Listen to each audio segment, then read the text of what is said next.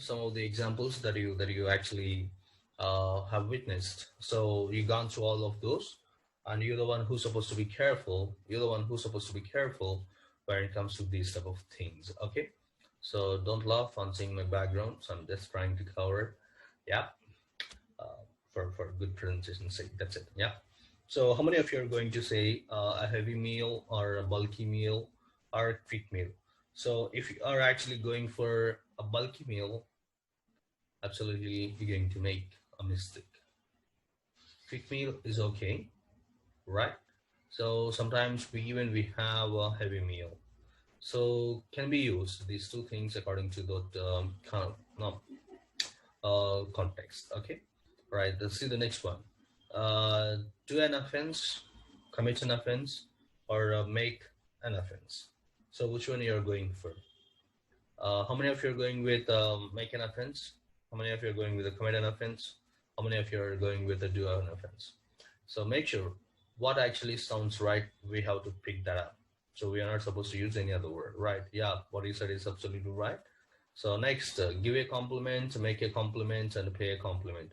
Which one you do? Which one you do matters a lot. So did you ever give a compliment? Or did you ever pay a compliment? Or did you ever happen to say, make a compliment? I guess most of us might be used give a compliment. The people who are stick with the give a compliment is absolutely right. Right. So make sure the first one, second one, third one, how we are actually going after. They seems to be familiar for us. They seems to be familiar for us. But we the people who are got habituated to use wrong words, we make mistakes, right? I don't know how many of you are got 3 out of 3 because till now we discussed three. Um, but there would be someone who scored even one. So those guys, please do check. It is not for the people who did right, but it is for the people who even still on first or one rank. Yeah, right. The next one is here: break a promise, break a law, or break the puzzle. So if I'm not mistaken, we people never break puzzle, right? So we, the most of the times, we love to go for promises when it comes to certain things, and we the one who actually does it. We the persons who actually does. So that's the reason. We always try to break our promises. We might have heard this one most of the times, so you can even say break a promise. Right. Next one. Get happy, frightened, or worried. So which one are you going to for? So it obviously frightened. That is how we actually supposed to say. It is not get worried. It is not get happy. It is not get frightened. Oh, sorry. It is not get happy. It is not get worried or get frightened. I'm extremely sorry. A little bit confusion happened here. Right? Yeah, this one. Yeah. So it is not get happy, or it is not get worried. It is get frightened. That is how we actually say. So we say we get frightened. It is not we get happy or we get worried. If you ever happen to use these two words, worried and happy, with this verb so-called get, it is absolutely wrong. So you're the people who are supposed to be careful when you're using that.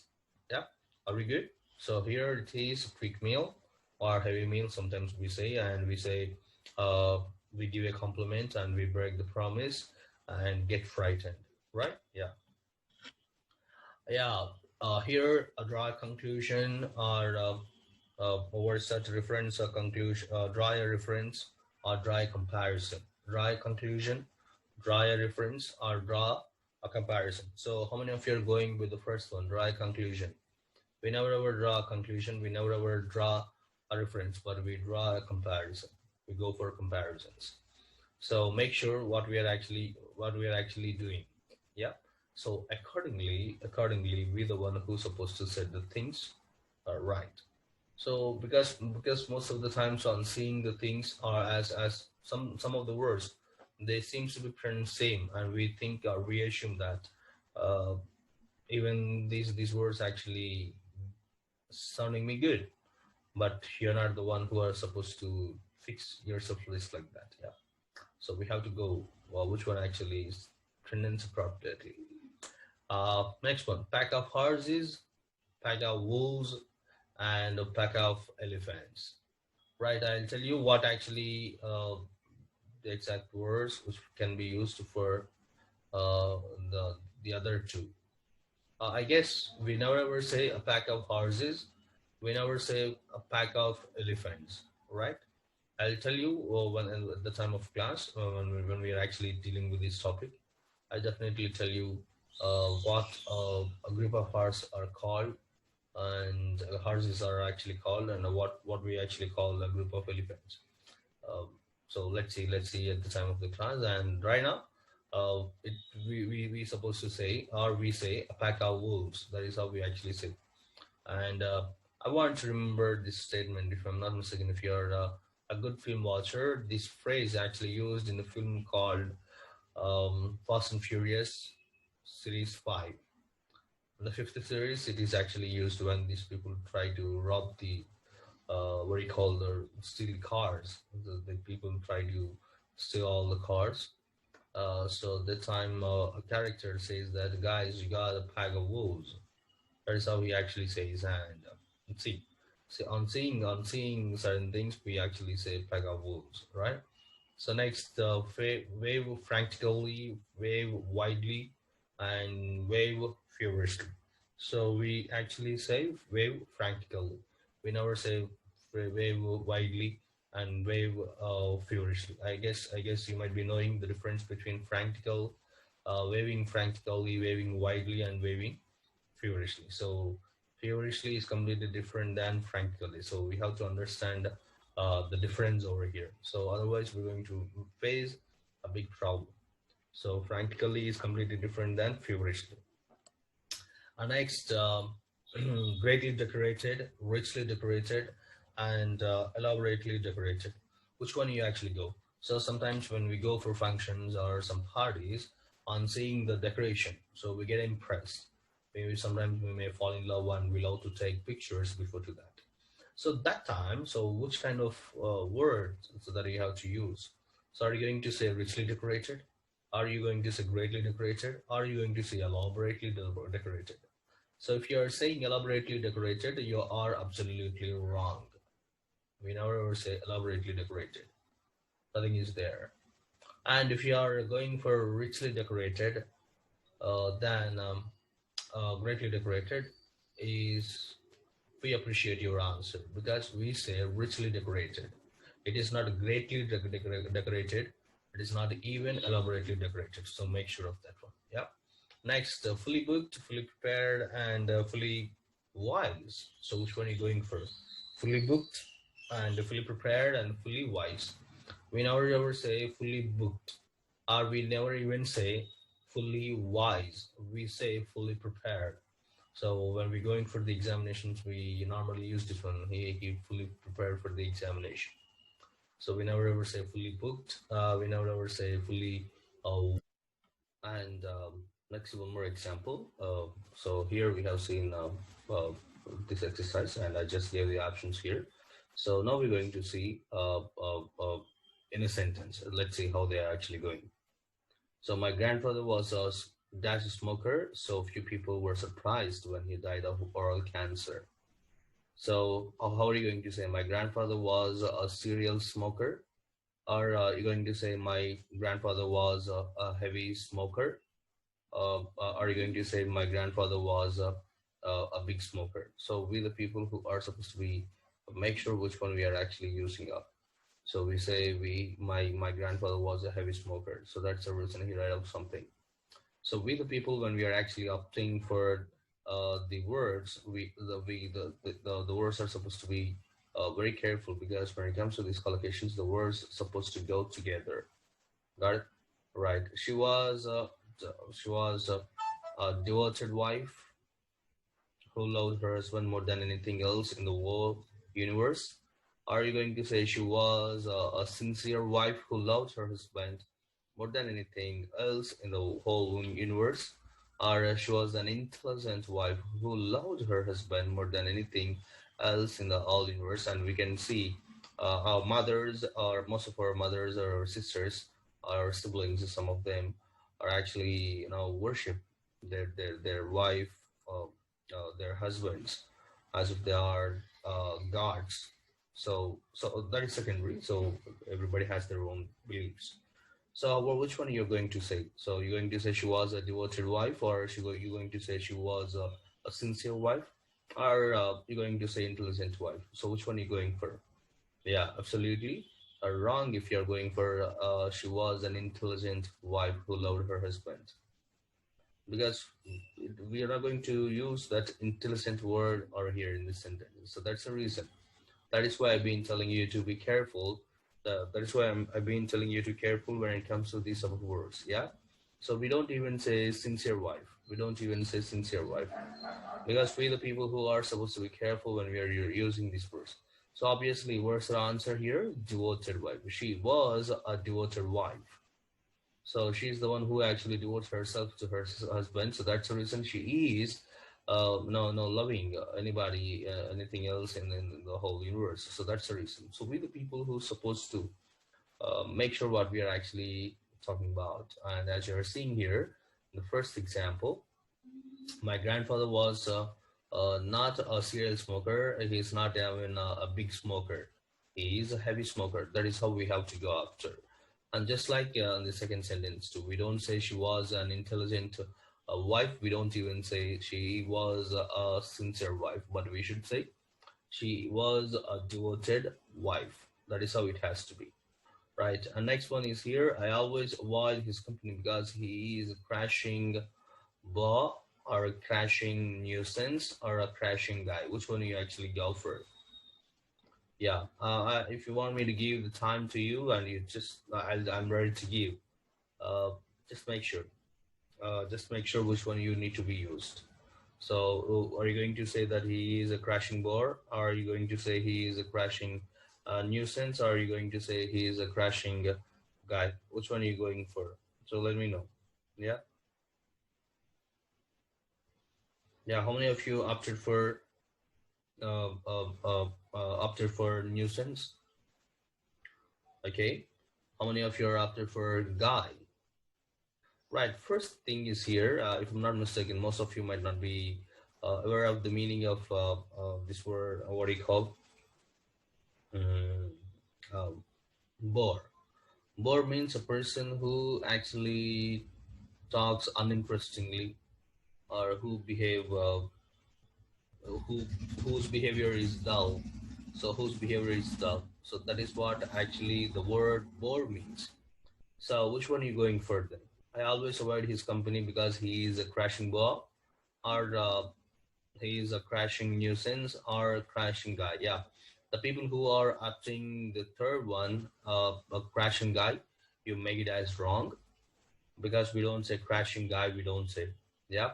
So we don't even say he's a nuisance, a crashing nuisance guy. But we say, I always avoid his company. Why we are actually avoiding his company? Because he is a crashing bore. So that is the reason. He's very dull. So we don't get anything to speak when we are actually surrounded by these type of people. So that's the reason we actually avoid these type of situations. And next, when it comes to the fourth one, it is a golden dash. If you miss it, you will regret. So are you going to say it is a golden opportunity? If you miss it, you will regret. It is a golden chance. If you miss it, you'll regret. Or it's a golden offer.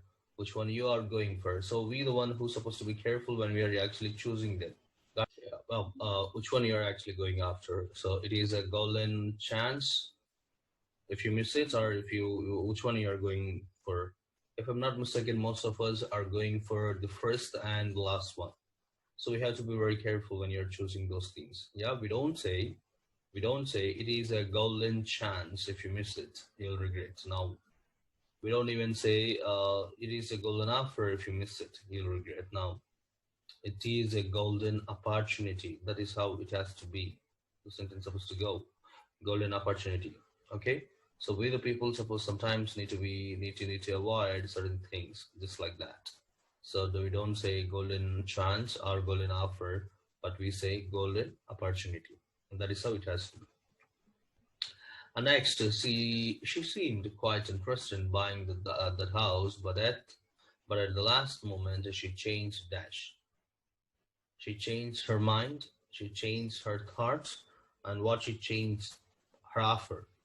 Which one are you going for? Yeah, the people who are going for a mind can raise your hands, and the people who are going after thoughts, you can also raise your hands, and the people who are going for offer, you can also raise your hands.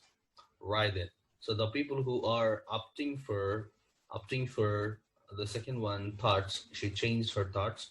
You've done a great job. Absolutely, it's a great wrong answer. So we don't say she changed her thoughts. Right. The people who are going for she changed her mind is absolutely what you've done is great job. That is absolutely right answer. She changed her mind. We don't say she changed her thoughts. We don't even say she changed her offers. So we the people who supposed to be careful what we are actually using when it comes to certain this type of things, right? And next, the last one is here. Last but one is here. Although I was dash annoyed by her attitude, uh, I said nothing. So, are you going to? Which one are you going to use? Although I was moderately annoyed by her attitude, or are you going to say although I was lightly annoyed by her attitude? Are you going to say although I was slightly annoyed by her attitude? So, which one are you going to use? Makes a lot of no, decides uh, how you actually got annoyed by her attitude, right? The people who are going for moderately annoyed is absolutely right answer. If you think so, that is absolutely wrong answer. That is not at all the right answer. So we don't say, although I was annoyed by her, although I was, although I was moderately annoyed by her attitude. We never say. We don't even say, although I was lightly annoyed by her attitude, but we say, although I was slightly annoyed by her attitude. So we have to be careful when we are actually going for it. Next, could you dash the oil? Could you inspect the oil? Could you check the oil? Could you test the oil? Which one do you go for? Right, take your time, but finish it within 10 seconds. Right, yeah. Yeah, how many of you are going for could you inspect the oil? Yeah, absolutely good. So very good. You have done a great job, but it is wrong. We never say could you inspect the oil, but we should say what? Test the oil or check the oil? Yeah, absolutely right. The people who said could you check the oil is absolutely right. We don't even test the oil, right? So whenever we are talking about whenever we happen to use these collocations, make sure you have to use them appropriately. So here he is a heavy smoker. Sorry, my grandfather was a heavy smoker, and she was a devoted wife. And I always avoid his company because he is a crashing ball, and it is a golden opportunity.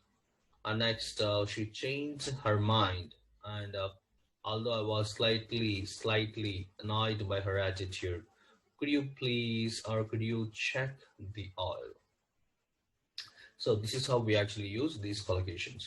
So keeping these things in your mind, make sure. So make sure the way you're going to use these collocations. So if you still have any other doubts regarding to this topic, you can ping me on WhatsApp or just give me a call.